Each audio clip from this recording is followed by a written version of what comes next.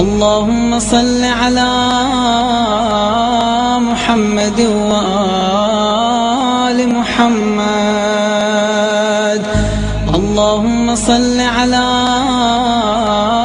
محمد وآل محمد. اعوذ باللہ من الشیطان الرجیم. بسم اللہ الرحمن الرحیم. الحمدللہ رب العالمین والصلاة والسلام علی اشرف الانبیاء والمرسلین خاتم النبیین رحمۃ للعالمین بالقاسم محمد واہل بیتہ الطیبین الطاہرین المعصومین المظلومین الذین اذھب اللہ عنہم الرجس وطہرہم تطہیرا. سامعین گرامی، آپ کے سوالات کے جواب کے لیے ہم آپ کے سامنے موجود ہیں، اور اس وقت ہمارے سامنے جو سوال لایا گیا ہے وہ یہ ہے کہ اتنے مظالم انسانیت پر ہوتے دیکھ کے اللہ کیوں خاموش ہے؟ اتنے مظالم انسانیت پر ہوتے دیکھ کے اللہ کیوں خاموش ہے؟ دیکھیے، یہ سوال جو ہے یہ بھی اسی نوعیت کا ہے کہ جہاں پر پروردگار عالم سے ایسی توقعات رکھی جا رہی ہیں کہ جو مقصد تخلیق انسان اور مقصد آزمائش کے بالکل خلاف ہیں. ذہن میں الجھن یہ پیدا ہو رہی ہے کہ انسان کو کھا رہا ہے، ہزاروں لوگوں کے حقوق غصب ہو رہے ہیں، ہزاروں لوگوں کے حصے کا اناج ضائع ہو رہا ہے، ہزاروں لوگ افلاس اور غربت میں روز افزوں اضافے کی وجہ سے اپنی زندگی سے عاجز ہو گئے، یا اور اس طریقے کے اب ظلم گنوائے جائیں تو بہت ہو جائیں گے.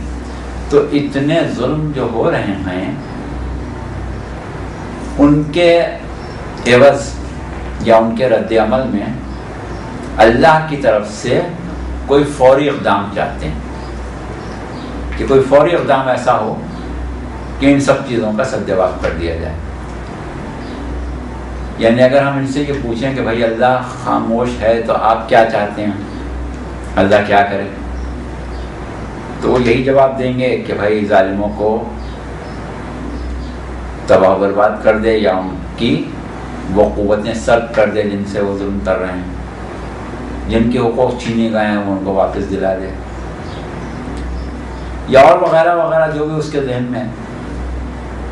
تو بات صرف اتنی ہے کہ یہ خیال اور یہ توقعات پروردگار عالم سے پیدا ہونے کی وجہ کیا ہے؟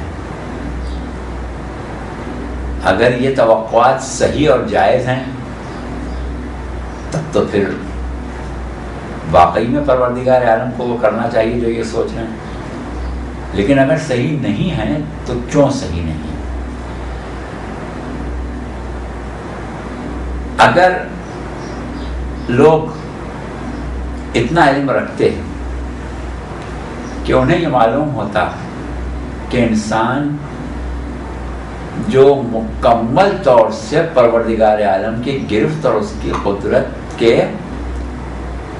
دائرہ کار کے اندر ہے، باہر نہیں جا سکتا، نہ اس کی گرفت سے نکل سکتا ہے، تو کیوں اللہ اس کو چھوٹ دیے ہوئے ہے ظلم کرنے کی؟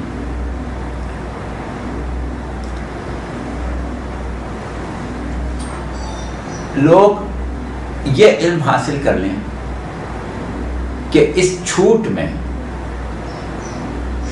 کوئی مصلحت، اس کی کوئی وجہ، اس کا کوئی بھی ایسا مقصد ہے کہ جو آسانی سے قبول کر لیا جائے. تو ہمیں یہ جاننا پڑے گا کہ یہ انسان جو اس طرح قبضہ قدرت میں، اس طرح اللہ کی گرفت میں ہے، اس کو مہلت آزادی عمل ایک بہت ہی محدود مقررہ عرصے کے لیے کیوں دیا گیا ہے، اور اس میں اس کو اس بات کی چھوٹ اور اجازت کیوں دی گئی ہے کہ جو چاہے کرے۔ تو یہ بات اسی وقت سمجھ میں آئے گی کہ جب ہم حیات انسانی، عرصہ حیات مادی جو دنیا میں ہمیں ملا ہے، اس کے مقصد کو سمجھیں۔ تو ہم پہلے اس مقصد کو سمجھائیں گے، پھر اس کے بعد انسان اور دیگر مخلوقات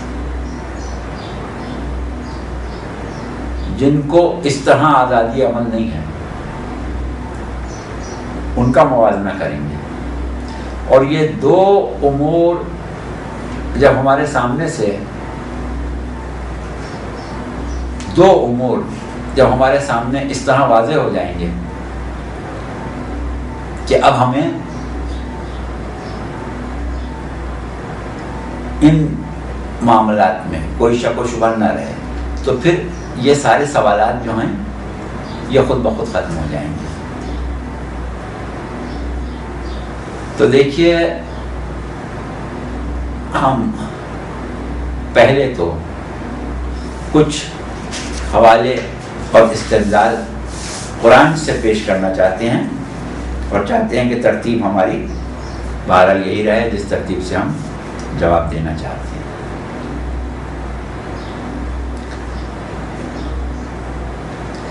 ارشاد رب العزت ہے کہ تبارک الذی بیدہ الملک وہو علی کل شیء قدیر الذی خلق الموت والحیاۃ لیبلوکم ایکم احسن عملا۔ بابرکت ہے وہ ذات جس کے قبضہ قدرت میں پوری کائنات کی حکومت ہے۔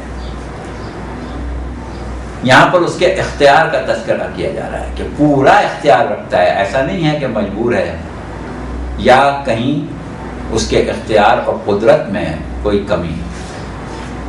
اس کے کہتے قدرت میں پوری حکومت ہے، پورا ملک ہے، عالم موجودات اس کا دست نگر ہے۔ اور اس کے بعد پھر کہا جا رہا ہے کہ وہ علی کل شیء قدیر، وہ ہر چیز پر قادر بھی ہے، جو چاہے کر سکتا ہے۔ یہ جو آپ کہہ رہے ہیں کہ کیوں نہیں سزا دیتا، اس کے جواب میں وہ کہہ رہا ہے کہ ہاں وہ دے سکتا ہے، ایسی بات نہیں ہے کہ نہ دے سکتا۔ لیکن اس کے بعد جو وضاحت کر رہا ہے وہ یہ کہہ رہا ہے کہ الذی خلق الموت والحیاۃ، وہ خدا وہ ہے کہ جس نے موت اور حیات کو خلق کیا ہے، یعنی آپ کے لیے ایک عرصہ حیات بھی متعین کیا ہے، اور اس کے بعد اس عرصہ حیات کا اختتام بھی طے شدہ ہے۔ اب ویسے تو اس آیت میں کیفیات موت اور کیفیات حیات کا وجودی ہونا ثابت کیا گیا ہے، لیکن وہ ہمارا کام اس وقت نہیں ہے، نہ اس وقت ہمارا وہ موضوع ہے۔ ہم اس وقت جہاں لے جانا چاہ رہے ہیں وہاں تک چلیں۔ اس کے بعد کہا کہ یہ جو ہم نے عرصہ حیات تمہارے لیے خلق کر کے دیا ہے، اور یہ جو کیفیت متعین کی ہے جسے تم حیات دنیا یا زندگی کہتے ہو، اس کا ایک مقصد ہے، بے مقصد نہیں ہے۔ وہ کیا ہے؟ لیبلوکم ایکم احسن عملا، وہ یہ ہے کہ ہم تم کو حسن عمل میں آزمانا چاہتے ہیں۔ تو کیا ہوا؟ آزمانا کس کو کہتے ہیں؟ امتحان لینے کو۔ تو مقصد حیات دنیا انسان کے لیے کیا ہے؟ آزمائش ہے، پروردگار عالم کی طرف سے آزمائش ہے۔ اب یہ جو ذہن میں آتا ہے کہ وہ ہاتھ کیوں نہیں پکڑ لیتا، تو اب اس کو اس طریقے سے سمجھیں کہ امتحان، جب ہم اپنے معاشرے میں کچھ طالب علموں کو امتحان کے لیے تیار کرتے ہیں اور امتحان کے کمرے میں بھیج دیتے ہیں، تو جتنی دیر وہ پرچہ دیتے ہیں، جتنی دیر وہ امتحان دیتے ہیں، 2 گھنٹے 3 گھنٹے 5 گھنٹے جو بھی ہم نے اس کا عرصہ مقرر کر دیا ہے، کیا ہم ایسا کرتے ہیں کہ اس عرصے میں ان سے بات پرس شروع کر دیں؟ اگر وہ غلط لکھ رہے ہیں تو ان کا ہاتھ پکڑ لیں، اگر وہ صحیح لکھ رہے ہیں تو ان کو وہیں جا کے شاباشی دینا شروع کر دیں، یا اور اس طرح کی کوئی چیز جس کا تعلق امتحان سے ہے، وہاں انہیں اس بات کی آزادی ہوتی ہے کہ جو کچھ ان کو یاد ہے یا جس طریقے سے وہ اپنا معافی ضمیر بیان کرنا چاہیں نہ بیان کرنا چاہیں، اس حد تک ان کو آزادی دی جاتی ہے۔ ہاں کچھ چیزیں ہیں، یقیناً آپ کے ذہن میں یہاں پہ ایک بات آئی ہوگی کہ اگر ایک طالب علم کلاس کے کمرے میں نقل کر رہا ہے تو وہاں تو اس کو پکڑ لیا جاتا ہے۔ تو وہ مسئلہ کیا ہے کہ وہ ایک ایسی چیز ہے کہ جس کا تعلق امتحان کے قواعد و ضوابط سے نہیں ہے، ایک چیز۔ دوسری چیز یہ کہ وہ ممتحن جو امتحان لے رہا ہے وہ ڈرتا ہے کہ اگر طالب علم پرچہ دے کے نقل کر کے بعد صحیح ایک دفعہ میرے ہاتھ سے نکل گیا تو دوبارہ میرے ہاتھ میں نہیں آئے گا، لیکن اللہ کا معاملہ ایسا نہیں ہے۔ اللہ کے ہاتھ کو ایسا کوئی ڈر نہیں کہ کوئی اس کے ہاتھ سے نکل جائے گا۔ بہرحال یہ ایک اضافی بات آ گئی، فی الحال آپ اس کو اصولی طور پر سمجھیں سر، یعنی جب تک اس کو دور امتحان سے، دور آزمائش سے گزارا جا رہا ہے، جب تک اس سے کوئی باس پرس نہیں ہوتی، بعد میں نتیجہ نکالا جاتا ہے، بعد میں ڈگری دی جائے نہ دی جائے جو بھی ہو وہ سب بات کی باتیں۔ جب تک وہ کمرہ امتحان میں ہے اس وقت تک اس کو اس عمل کی آزادی ہے کہ جس کا تعلق امتحان سے ہے۔ اب جب پروردگار عالم کہہ رہا ہے کہ ہم نے مہلت حیات آزمائش کے لیے دی ہے، تو اس کا مطلب کیا ہوا کہ ہماری پوری مہلت حیات، عرصہ حیات جو ہے وہ ایگزامینیشن ہال ہے، اس میں ہم کو ایک آزمائش کے لیے بھیجا گیا ہے۔ تو اب اگر آزمائش کے دوران باس پرس شروع ہو جائے، عمل کی باس پرس اور عمل کے اوپر روک ٹوک شروع ہو جائے تو عمل کی آزمائش ممکن نہیں ہے۔ جب عمل کی آزمائش کے لیے ہم کو بھیجا گیا ہے تو پھر ہمیں عمل کی آزادی بھی ہونا چاہیے، مجبور کر کے آزمائش نہیں ہو سکتی۔ ہم یہ دیکھتے ہیں کہ یہ حالت ہے انسان کی، اور جو دیگر مخلوقات ہیں جنہیں عقل نہیں دی گئی ہے ان کے بارے میں ارشاد رب العزت کیا ہے؟ والشمس والقمر والنجوم مسخرات بامرہ، سورج، چاند، ستارے سب اس کے امر سے مسخر ہیں۔ تو دیکھیے تمام مخلوقات قدرت خداوندی سے مسخر ہیں، تسخیر میں ہیں، ان کو آزادی عمل نہیں ہے، اور انسان وہ ہے کہ جس کو آزادی عمل ہے۔ کیوں؟ کہ ان کی تخلیق کا مقصد آزمائش نہیں ہے، انسان کی تخلیق کا مقصد آزمائش ہے، ورنہ جو ذات سورج کو مسخر کر سکتی ہے، جو ذات پورے نظام کائنات کو مسخر کر سکتی ہے، وہ خالی ایک انسان کو مسخر نہیں کر سکتی۔ انسان کو مسخر کر کے مجبور کر دے اطاعت و فرما برداری کی زندگی گزارنے پر، یہ اس کے لیے کیا مشکل ہے؟ لیکن مقصد انسان کو خلق کرنے کا یہ نہیں ہے۔ انسان کو خلق کرنے کا مقصد یہ ہے کہ اس کو پہلے پوری آزادی عمل دے دی جائے، پوری اس کی رسی دراز کر دی جائے، اور اس کے بعد دیکھا جائے کہ اس نے میدان عمل میں کیا کارگزاریاں انجام دی ہیں۔ مجبور کر کے نہیں کیا جا سکتا۔ اس کے برخلاف جیسا کہ ابھی ہم نے کہا کہ دیگر مخلوقات مسخر ہیں، جو پروردگار عالم نے ان کے لیے قواعد و ضوابط مقرر کیے ہیں وہ ذرہ برابر اس سے نہیں ہٹ سکتے، اور انسان کو جو قواعد و ضوابط بنا کے دیے ہیں اس کو اختیار ہے جتنا چاہے ان کو چھوڑ دے. ظلم سے منع کیا گیا، جتنا چاہے ظلم کر لے. حق تلفی سے منع کیا گیا، جتنی چاہے حق تلفی کر لے. یہ اس کو آزمائش کے لیے چھوڑا گیا ہے، اور اس نے آزمائش کے لیے چھوڑا ہے، وہ جو جب چاہے پکڑ سکتا ہے. اس کو کوئی خوف نہیں ہے کہ میرے ہاتھ سے نہ نکل جائے. اس کے بعد آپ یہ دیکھیں کہ وہ مخلوقات کے جو مسخر ہیں اور صرف اسی دائرے میں اپنی زندگی کو گزار سکتی ہیں جو ان کی جبلت کے طور پر پروردگار عالم نے ان کے لیے طے کر دیا ہے. وہ اس تسخیر میں پروردگار عالم سے کتنی راضی ہیں. یسبح للہ ما فی السماوات و ما فی الارض، جو زمین و آسمان میں ہے سب اللہ کی تسبیح کر رہا ہے. گو کہ وہ مسخر ہیں، ان کو آزادی عمل نہیں ہے، لیکن اس تسخیر میں ان کو اتنی لذت ہے اور اتنی پروردگار عالم کی نعمتیں، پروردگار عالم کی طرف سے دی ہوئی نعمت حیات کا اتنا احساس ہے کہ وہ زبان حال اور زبان مقال سے تسبیح پروردگار عالم کر رہے ہیں. اور ایک انسان ہے کہ جس کو پوری آزادی دی ہوئی ہے، لیکن اس کے باوجود وہ معصیت کر رہا ہے، اور ایسی معصیتیں کر رہا ہے کہ اگر تھوڑی دیر کے لیے یہ مان لیا جائے کہ وہ جو آپ کہہ رہے ہیں کہ اللہ خاموش کیوں ہے، چلو خاموش نہیں، پکڑ لے، مار دے، اور کیا کرے گا؟ بھائی ظالم کو کی روح قبض کر لے، یا اور اس کے اوپر پتھر گرا دے، کچھ بھی کر دے.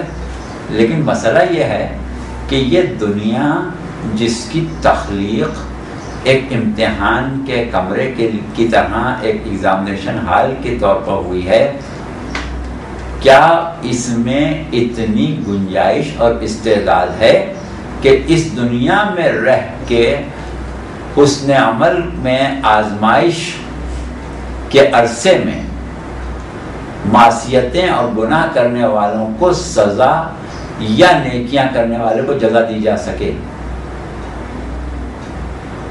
یہ دنیا جو ہے اس میں اتنی صلاحیت ہی نہیں ہے، اتنی استعداد ہی نہیں ہے.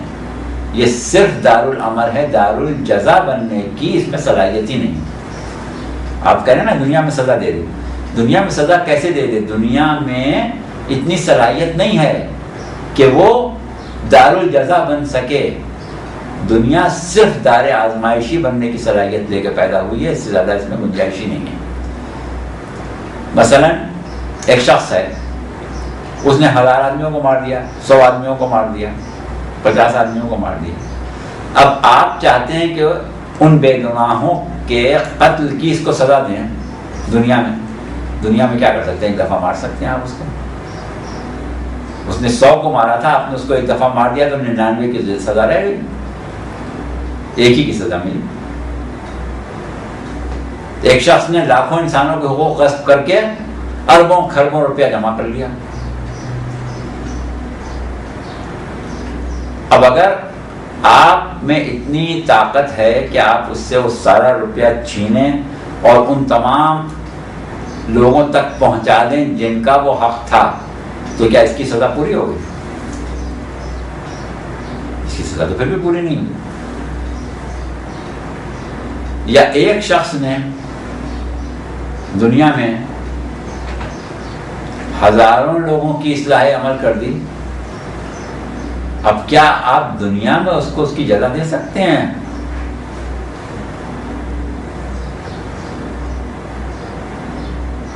پروردگار عالم نے سورہ 3 میں کہا لَقَدْ خَلَقْنَا الْإِنسَانَ فِي أَحْسَنِ تَقْوِيمٍ ثُمَّ رَدَدْنَاهُ أَسْفَلَ سَافِلِينَ إِلَّا الَّذِينَ آمَنُوا وَعَمِلُوا الصَّالِحَاتِ فَلَهُمْ أَجْرٌ غَيْرُ مَمْنُونٍ.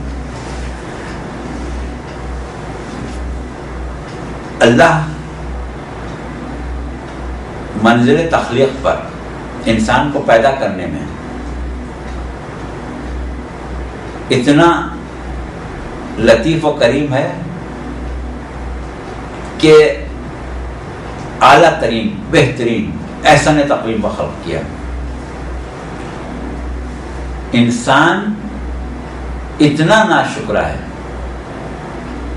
کہ اس عظیم نعمت کو ملیامیٹ کر کے پستی کی انتہا تک جاتا ہے.